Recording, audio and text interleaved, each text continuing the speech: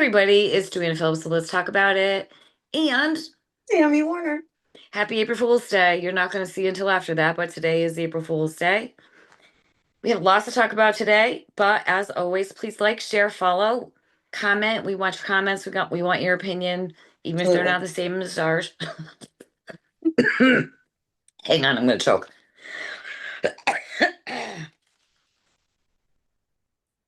Okay, reset. Even if they're not the same as ours. All right, let's get to it. So, this is kind of a mishmash of all kinds of things today. This is something that Joey and Amlaw had actually talked to me, and then I had talked to Ed Gottfried about it, and I mentioned it to Tammy yesterday. She's like, "Ugh." Green burials. Yes. Cemetery of the Evergreen is now doing green burials. What is a green burial? The point of it is it's minimal environmental impact and aids in the conservation of natural resources. Priority is placing the body in the earth, foregoing embalming and using and you're also using biodegradable materials. You can't have the thing is you can't have a traditional headstone. You could have like a rock or maybe a flat stone. They're either wrapped in a shroud Yeah, usually and they're wrapped in cloth or put in like a basket, or put into a something wicker that'll, basket. decompose into the earth. Correct. Uh so the first I actually had a conversation with my daughter about this. I just gotta love that kid. What about floods and animals, Mom? Well, and to be honest with you, that is kind of what most people probably automatically think of, right? True, true. Now they're 6 feet down still. Correct. So So I New don't York, know that an animal would really. no, we bury our pets, I want to say 4 feet down for that very point. Right. But New York has regulations and cemetery practices require proper death and soil conditions. Most are intentionally located on well-drained land, often slightly elevated or sloped, not placed in flood zones or high water tables. And I do know where it is at the cemetery, but to try to describe it to you would confuse myself, never mind you. Animals, because they're 6 feet deep and the soil is compacted and settled properly, it's not a problem. Green burials, green burials are not less safe.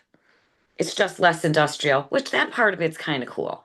It's less Mhm. industrial. It's actually Right. It's cheaper it's too. right. It's less in our grounds. I can understand that, what the ashes to ashes, dust to dust, you're back in the ground, you're in the ground, you become part of the earth, which is I kind of think what was intended initially in this whole process of life, Yeah, with exactly, everything else. exactly. And also, I would assume that it's got to happen fairly quickly because there is no No embalming. embalming, right? Because you can't have the embalming, and also another aspect of it, financially, so much more feasible for families. I mean, it's becoming increasingly more impossible for families to have the funds to be able to bury their loved ones. I mean, when we buried my Aunt Patty, who had the casket and the whole thing, that was I think 21,000. Mom was cremated, and she was still 8 or 9. And I think Yes. that's even, crazy. Yeah. It's far more than, a lot of people can afford, and God forbid a family member pass away unexpectedly, uh, that's, I had an interesting conversation with the funeral home. One of the services that I was at in the last 3 years. It's interesting that they have to wait for money a lot for estates to settle, for life insurance policies to come in. They said we can sit on money for 2 years, sometimes three, depending on how quickly the estate gets settled, which is wild to me. Wild. So, some basic rules apply: proper depth, proper placement, and appropriate land. So, that's the quick rundown on green burials. That is happening in Cemetery of the Evergreens. And interesting, I did not know this until until mom died. I guess there would be no reason that I knew the mom and my Aunt Patty had purchased 5 plots at the cemetery. Fun fact, if you don't know, that property is deeded to you. Who knew? You I get have a it. plot somewhere in Kane, and it's a Canaan cemetery. Yeah, Um, I actually have the paperwork with the deed for the five plots. It's interesting. I never knew it was deeded property. What if you could sell it? Just kidding. Just kidding. well, not to be, but that's kind of was my whole thing. I had started to try and look into it because I don't even know where paperwork and any of that would be on any of that There because should be I don't there's have intentions of being buried. Yeah, there should be like a cemetery, like for us, like there's a cemetery. I don't know if it's a committee I or whatever called it is. once and I never heard anything back, so I don't know. Something for you and I to talk about another. Okay, moving on. Since you're the So, digger of all diggers. no pun intended. So, this makes me stutter. Sorry. Foils, town foils. I go back to one of the town board meetings when they were talking about FOIL requests, and there's one that is 7 reams of paper, which I'm positive it's mine that I'm not going to get until August. And I'm like, and because it has to be redacted. So I did a little legwork, and Mr. Modine had mentioned programs. More what he was talking about was the organization, meeting timelines, getting that information out to the requester, etc. I looked at because I asked, why do we have so much paper? So what happens is I did a huge FOIL request and there's a lot of emails that's involved in that. And sometimes there's bills, sometimes there's documents, there's stuff that has to be redacted. So what they're doing is they're printing out these emails and I believe that they're hand redacting them. There is a very simple program that most people know, Adobe Acrobat Pro. I use it, I have it, I tested it just to make sure you could actually do what I'm saying. It's around $25 a month per user. The amount of time that this program, money and time, Oh, hours and hours and weeks, possibly weeks of work. Your people that are sending you the documents, you just have them convert them to a PDF file. Say you have 400 emails, you can check mark all those. You don't want to do them in that big of batches, 50 to 100. Check mark those, download them all into a PDF file. They go to the town clerk, the FOIL officer, and you put it through Adobe Acrobat Pro. God, I'm like having a speech impediment today. And you can put in your criteria of what needs to be redacted. Email addresses, even images, text. mm-hmm. You put in the criteria. And interestingly enough, the information that I found is there's actually less mistakes than they are being done manually. If you're doing them Well, manually, the you're time saver alone, considering that's been a big factor, is that everything is so time consuming, time consuming. yeah, So I would think that looking for ways and finding ways to simplify things to free up that time and make things move smoother, easier, um, then you're not going to have all these people upset over FOIL requests that are, weeks. This literally will save weeks of work. And then you can just go through it real quick. You could have, say, town clerk do the original input for the redaction. And I know you look at things and your eyes start to cross. Then you can have the deputy town clerk just go through it just to make sure that everything that you wanted redacted was redacted. And it's yep, permanently redacted. It's not something that can be undone. right. So it's permanent and it's just a time saver and it's cheap. And the Yes. learning Yeah. curve is pretty low. So I am going to send an email to the town board and the town clerk in regards to that because it work smarter, not harder.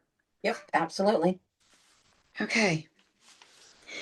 We have the 250th anniversary coming up this year of the United States. Have not heard anything about the town board or any of our committees doing anything. However, I do know that the Historical Society is putting something together, kind of like a community picnic at the park, and I think tentatively scheduled for July 5th. I'll have Okay. more details. If people want to make something and bring it, that's great. Also, I know the Legion, and I believe in conjunction with the LVPA, will be doing something in June. So stay tuned for Okay. that. I would think that would be an awesome turnout where everybody can mingle and jingle. Yeah. Yep. So we're done with that. More details to follow. School budget. I still have not had a chance to look at that. I don't know if you guys have. We'll talk about that next week. Um, we'll go through it thoroughly. But again, it's on the school website. Take a peek at it, and it's broken down simple, stupid. Not this past weekend, the weekend before. A lot of activity at the park, which is Yes. awesome. A lot of people helped came to clean up and to put the skate ramps together. And Yes. honestly, Thank you to everybody for taking time. correct. And a couple of the names that I was given, I was shockingly surprised, but happily Pleasantly surprised surprised. Yes. that these people were there. There was some pictures posted online with some of the ramps put together, which is going to lead me into this next thing. I had read a couple podcasts about God, Jesus, fix it. An email that I had gotten back from Councilmember Patterson in regards to questions that I had on privilege of the floor in regards to architects and skate park professionals giving it the thumbs up. So I did get a follow-up email from Chris, and I will tell you, I didn't print out what I had sent back to him, but I will tell you what it is. So he said, "Hey, Joanna, I spent a bunch of time going back through all the meeting minutes all the way to 2022 to try to get some answers to your skate park questions. There is still some information that I am trying to seek out, but wanted to steer you towards the town board meeting that occurred on October 11th, 2022." And I did not go back to that, but I just want to also point out that that was almost 4 years ago.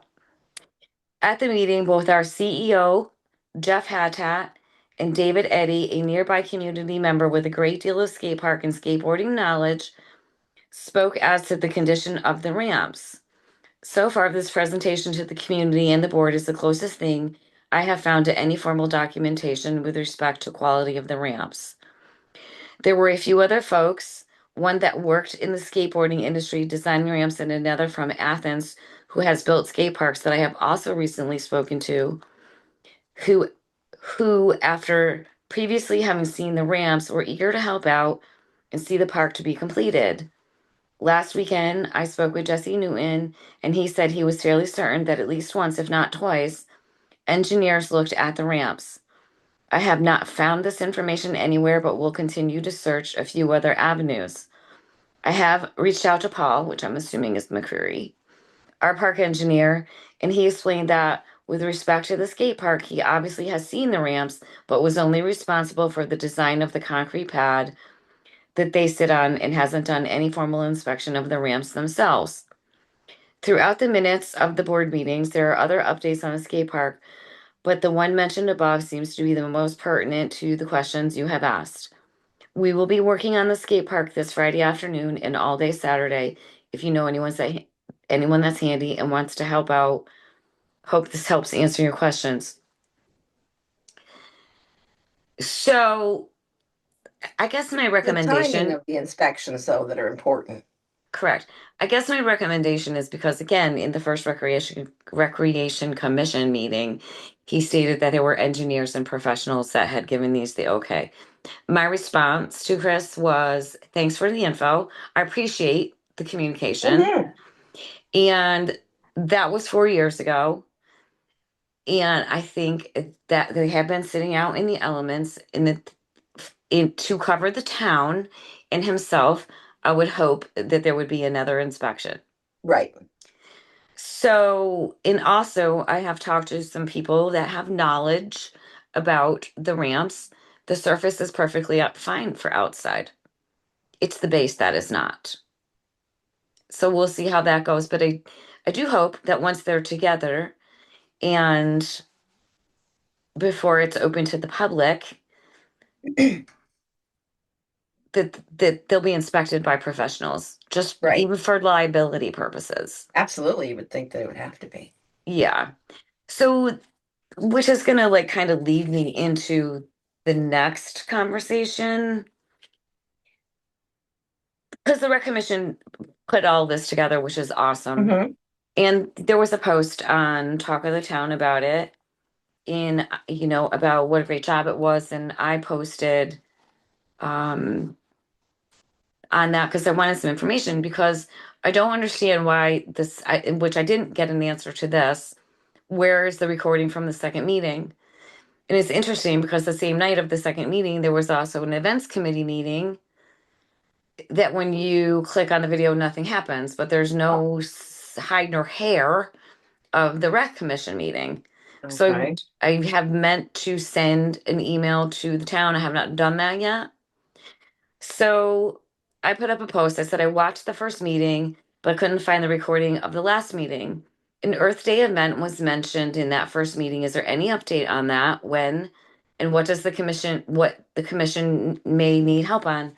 I'm glad to see that things are getting accomplished in the park.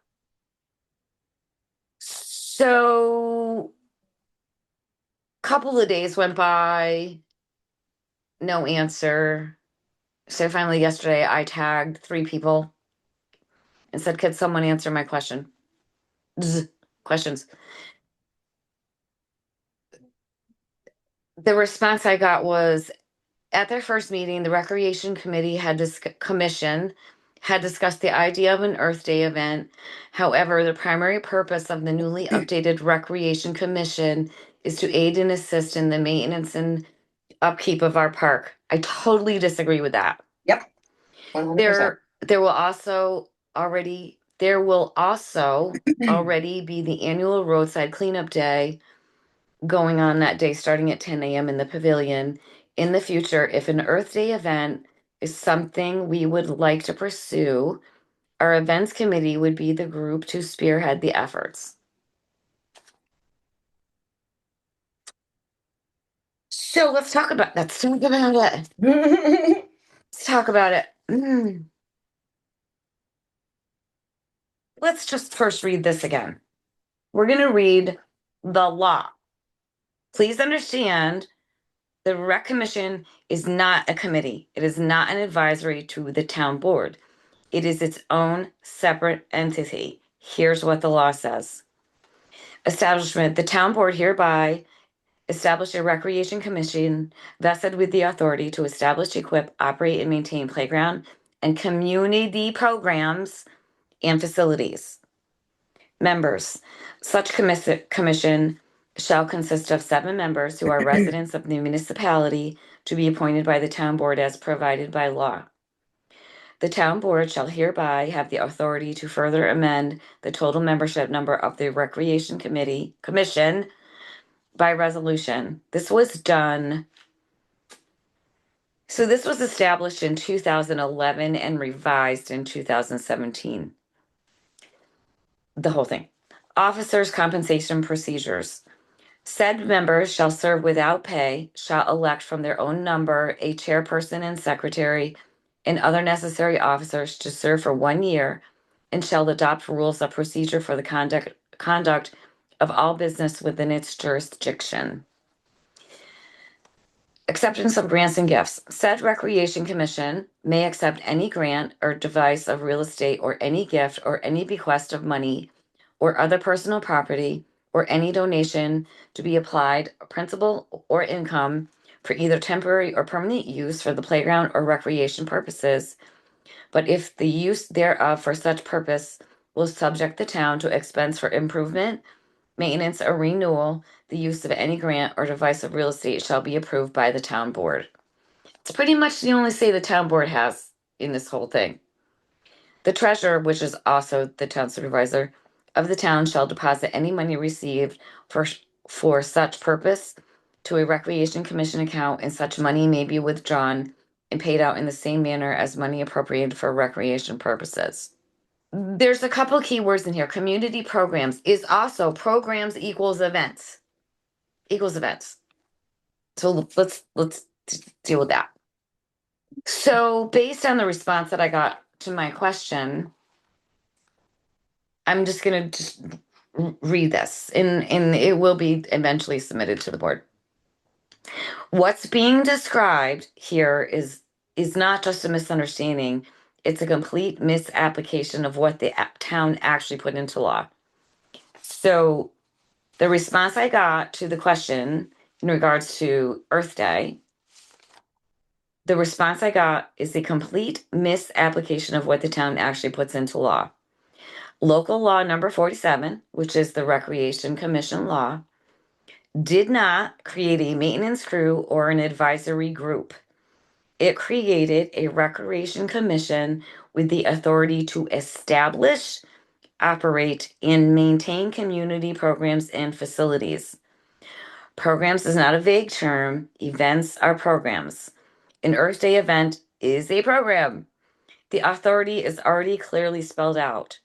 A commission is not a committee. A commission is a legal body created by local law with defined powers and responsibilities. It is not advisory.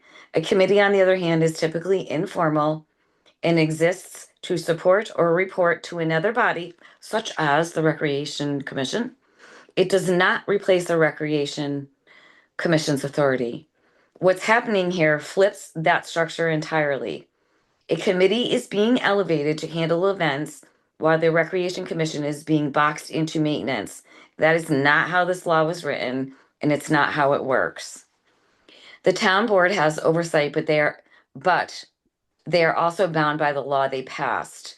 They can appoint members, they can control funding and amend the law if they want a different structure. What they cannot do is ignore the law in practice while leaving it on the books.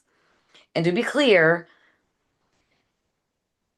not one person on this commission is the boss. Everyone is one of seven. Not one person controls the commission or decides its scope.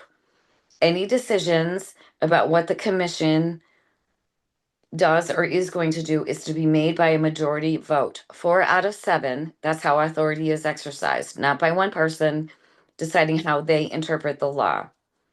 If the town wants events handled outside the recreation commission, then local law number 47 needs to be amended, plain and simple. Until that happens, the commission should be functioning as it was legally structured, established, not reduced to maintenance while a committee takes over responsibility it was never given. And I will say the Recreation Commission, and maybe newly appointed, but it is not newly updated and is not newly restructured. The law is the law is the law. It That's just right. comes down to one more local law that, Right. Or things that just aren't being followed the way they should be. correct. It's disturbing. Hmm. And But that's the truth. Those are facts, people. so That's not us just let's talk making about things up. that. We're not just making shit up. Okay. Oh, um, voter information. I've said this before. I'll say it again. We are trying to, and we, again, I guess that's up to interpretation of who we is, are trying to update the voter list with proper phone numbers and emails and addresses. Everybody wants to be able to send out emails to get information to people if they want to get involved or they want to know what's going on where. And the chair of the Republican Party reached out to a Democratic committee member, to see if maybe we all wanted to work together on this voter list to share information so that everybody has proper information. That offer was declined because their focus is on other things. Perfect opportunity for the two sides to work together, but that's neither And a here nor very there. simple, a very simple thing. Yeah. So reaching out to you, we is a conglomerate of people that we have, and it's not just Republicans. There's working family person in there, there's a Democrat in there, there's Republicans working on the spreadsheet. to update the information that we can. And again, we don't share this information. And just so you know, anybody can get a voter list. So this isn't like something foilable or Right. top It's not, secret. yeah, Board of election, you can ask for it. Same thing with the no voter list. It's public information. They can't yeah. tell you. And if you voted, it doesn't say who you voted for. It just says what party you are. So we need updated information to be able to be transparent and get information out to you guys, no matter what party it is. Hmm. So I'm going to put up, I did it last year. I'll do it again this year, postable. It's all private. I'm not going to be blabbing your personal information out there.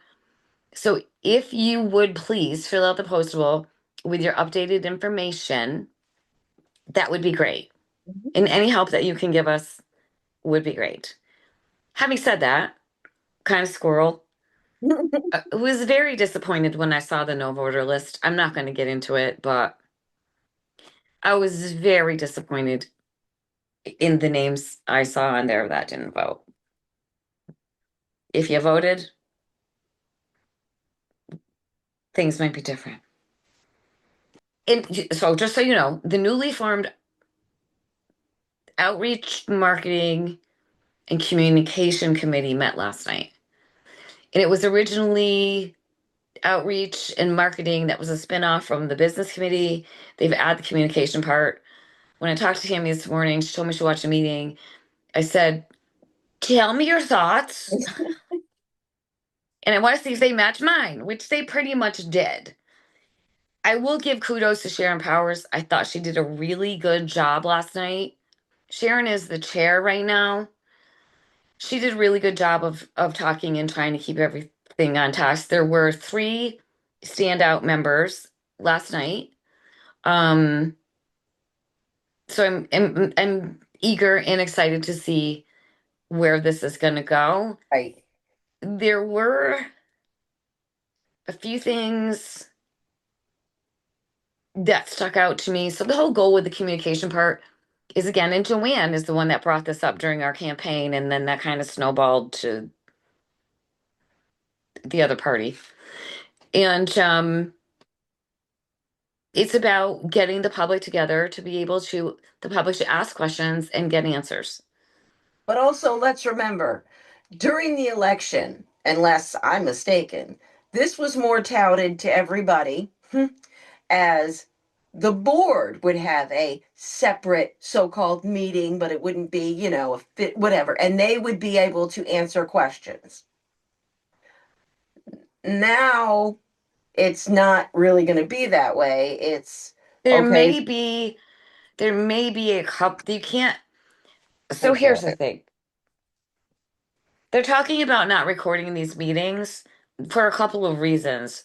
However, if you have the whole board involved, it then becomes a public meeting and it has to be recorded. So there can be no more than two um, board members there. I don't really know how it's going to work. Their first meeting is slated for April 30th. I think that not recording it is a mistake. I think that's an absolute huge mistake. I think You have, that's already been established in this town that, people want to see these meetings. and it's a committee meeting. So the caveat to that is the reason there was a couple of reasons why. One was and not all people are, not everyone in this group agreed. Personally, I think there should be a vote taken on it. Hmm. Part of the reason was they felt that certain people felt that if people knew it was being recorded, they may not be apt to go or afraid to say something. I get it. But there was also the idea, and I think this is a great idea, for those that are a little squeamish about being in front of people Hmm. to send in an email. And I think Sharon had mentioned putting something on a card, and they're still anonymous. You're just Yep. reading those questions. The other reason, and I thought this was a little disturbing, the comment was made because when things are recorded, that there are screen recordings that are then put on Facebook that are misrepresented and out of context.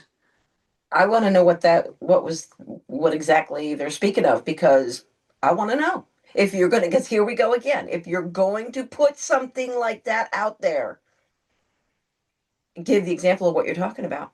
I mean, I know I've done it, but it's not out of context. I mean, you No. can watch the whole And video if you're going and to say it's out of context, you're making an open accusation. mhm.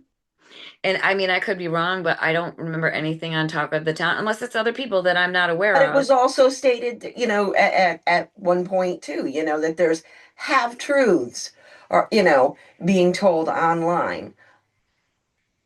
Well, and that the half truths and stuff like that are a part of the problem of why we can't get along. Well, I took a little offense to that, because I think, hold on a minute. Whether you feel there's half truths coming from online, let's also look at where a lot of this tension stems, and it stems from the board.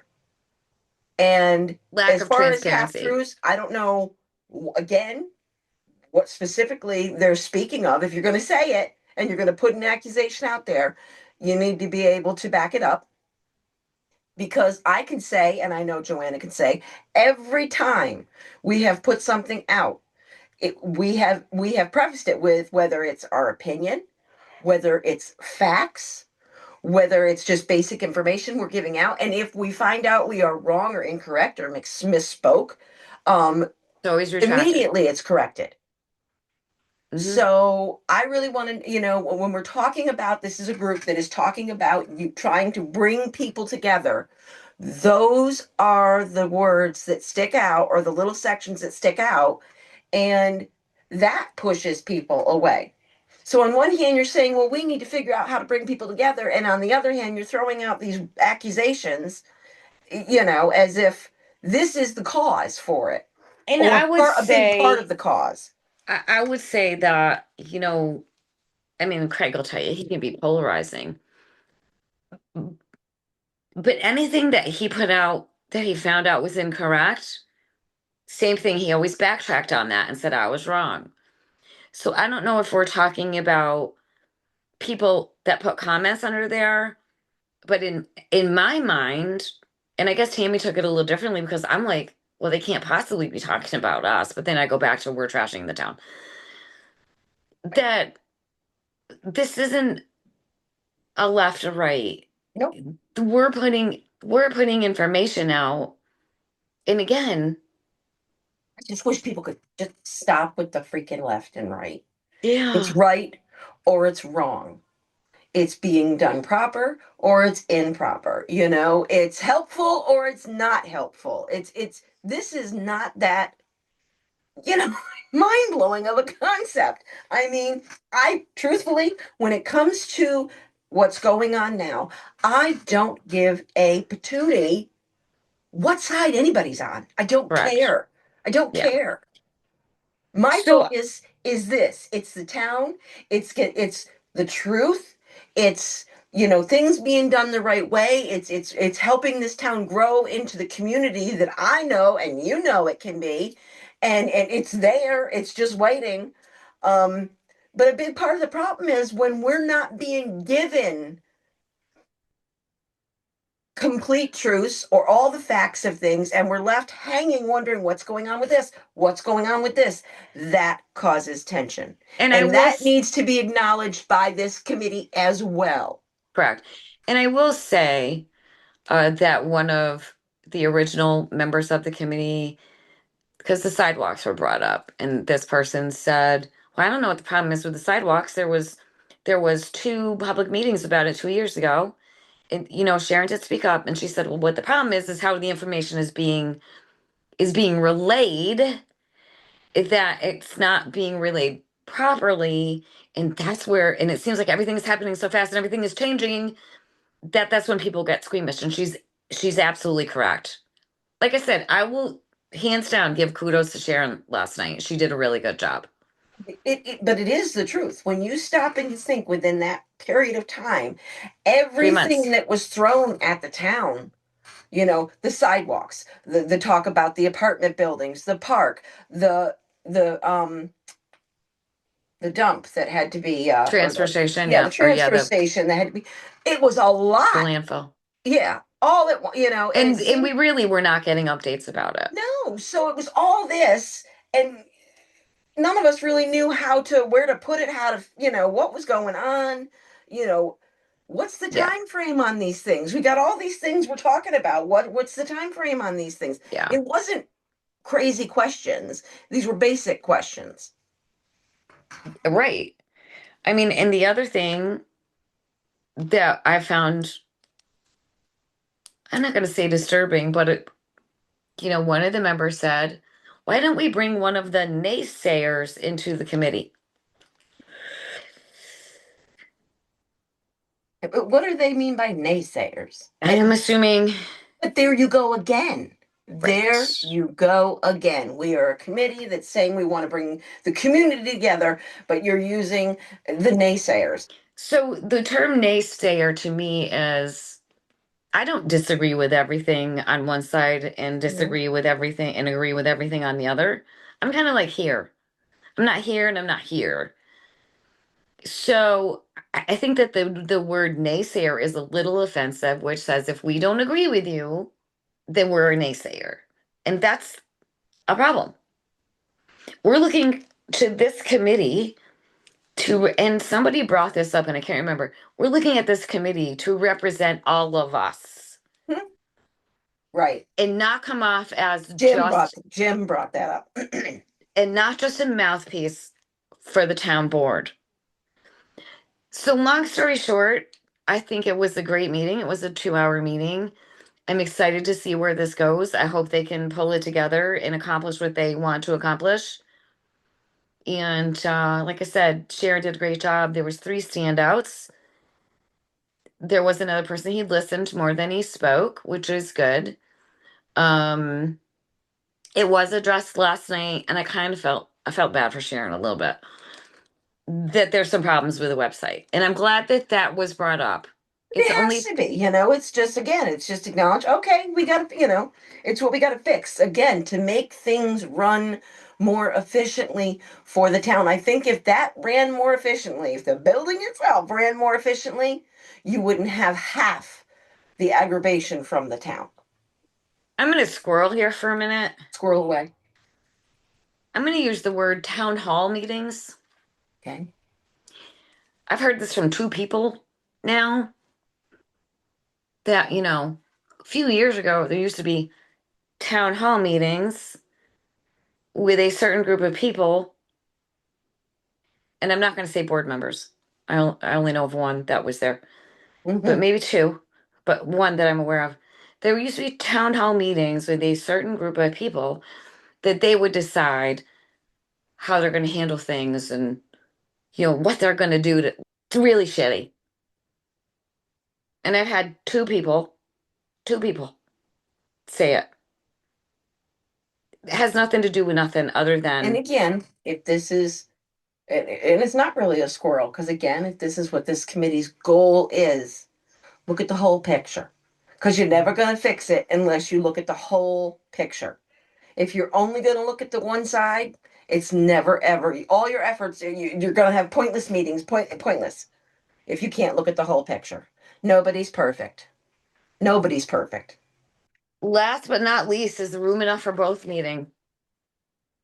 The one thing that I found unfortunate in regards to the room for both, this was originally touted by the supervisor of the town board that this meeting was not going to be interactive. There would be no question and answers. Hmm. Hmm.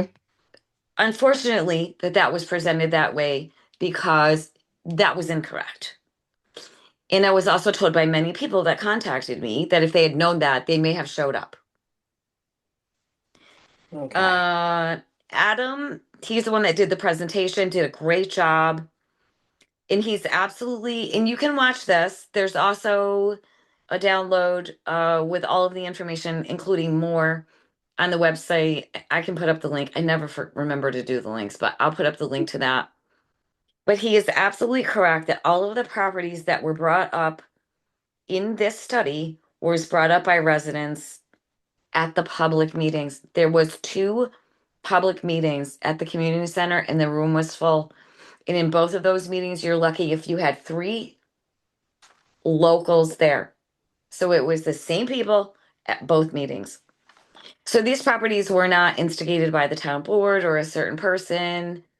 Um, so it is important that they were a direct response from the public. And I know I was at the first meeting. I know what that meeting was like. I know what the people said. As he stated, all the properties are privately owned and nothing is going, so there's no eminent domain. Nobody's going to come steal the property. He stated all of the properties are privately owned and nothing is going to happen with those properties unless the owners decide they want to do something with it, whether sell it or do something else with the property. No one's Right. coming to steal everybody's properties. Important. He also mentioned a couple of funds, the Community Preservation Fund and the Community Housing Fund. And I thought this was interesting. This would be a local transfer tax. And a transfer tax is when you sell property, there is a transfer tax. There is one for the state. The town could do one to have the buyer pay the transfer tax. And a transfer tax could be paid by the seller or the buyer, depending on how the law is written. The money can be used for preservation, building, acquiring lands, enhanced down payment funds. So if you have, and when you put these funds together, it has to be specific about what you're going to do with it. So if you have new people coming in, you could actually help them, maybe with a little down part of a down payment, or it could be money to put land in preservation, et cetera, et cetera. It was a little confusing, but I like it. It's not currently available to us, but it is in discussion in Albany. The other thing that was mentioned was community septics. This is not like water and sewer, like what we're talking about. It's a large, so if you have a community of, say, I don't know, 5 houses, for example, you could have a community septic, one big giant septic, obviously a bigger leach field. It's very That they do effective. in most mobile home parks. No, no, I think right now they have to have their own wells and septics. Their own septics? Really? I Pretty did not sure. know Not that. positive. Not positive. So I thought that was a really cool idea. So like take if you had like a little tiny home community and you had one big giant septic, alarm goes off if it needs to be pumped, et cetera, et cetera. I think it's a great idea. I'm sure people will say otherwise, but it's a great idea. So they talked about tax exemption, and when everybody hears tax exemption, we go, oh my God, they're not going to pay taxes. On the contrary, it's called a 485A, and it's a 10 to 12-year exemption for commercial structures that add housing to their structure. Here's some examples. Midtown Mall, they have, I mean, okay, don't say that. Midtown Mall, they have offices up above. But if Mhm. those aren't there and they wanted to put apartments up on top of it, or say Larrabee's wanted to take that building and put apartments on top of it, housing on top of it. Or like Easy Mart used to have apartments up there. Yep. Hmm. Tasha's has an apartment up there. So what the exemption does is say your um, value on your property is at $100,000. Now you're adding these apartments. Now your value is at 200,000. So what happens is for that first year, you only pay taxes on your original $100,000 assessment. You're not getting taxed on On this. that. The Right. second year, it goes up. So you're getting taxed on this and you're paying whatever percentage, 5%, 10% on this. And this goes up every year for 10 to 12 years until you're at full capacity. I think it's an amazing idea because you're not losing tax money. Your original tax base is still there, Hmm. and you're giving the person that wants to put money into it have the Right. option to do this, get time to get it together, collect rents, and they're gradually going into the taxes. I think that's an amazing idea. Hmm. Personal She's opinion, of fine. course. Personal opinion, of course. Um, yeah, so the value is tax exempt. Same thing you could do on the same level a little bit with zombie properties, and I am all about zombie properties, getting those fixed. You know, you have a baseline and then your taxes go up, up. In another example, I want to scroll back to the community septic. Um, oh, triplexes, duplexes. It would be great for that too. And apparently, I think he mentioned like sixplex, you know, like a building with six in it. So stuff like Uh-huh. that. Okay, the next conversation was a floating zone. This is kind of cool. It's not spot zoning. It applies in a special kind of way. This is not spot zoning. It's not mapped to a specific location in your town. It's not made, it's available, but it's not available until a landowner applies. It's flexible while maintaining legislative authority to approve or deny, and it has to be specific. So, like, so if we're in an RA1, and I mean, it's kind of like a variance, but not really. More Mhm. details to come on that. Planned unit site zoning designed for a large lot cohesion can designate a specific site or an area. The most important thing, this was very interesting to me, that came out of this meeting is Adam could not stress enough enforcement. Municipal tools mean nothing without enforcement. We have so many local laws, zoning, etc., that never get enforced. Right.